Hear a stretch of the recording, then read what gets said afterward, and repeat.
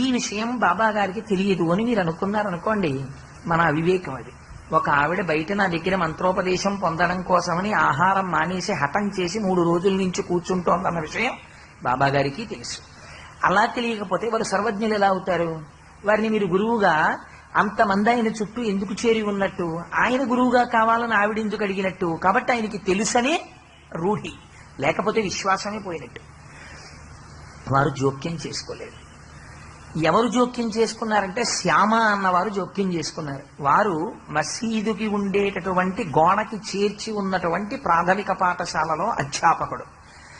ఆయన బాబాగారు వచ్చినప్పటి నుంచి కూడా షిరిడి ఆయన అంతేవాసిగా మెసలుతున్నారు. అందుచేత వారికి కొంచెం స్వతంత్రం ఉంది బాబాగారి దగ్గర మాట్లాడడానికి. అందుకని వారన్నారు, బాబా మీ దగ్గర మంత్రోపదేశం పొందాలని ఈ వృద్ధురాలు ఎంతగానో వ్యగ్రత పొంది ఉంది. మీరు మంత్రోపదేశం చెయ్యకపోతే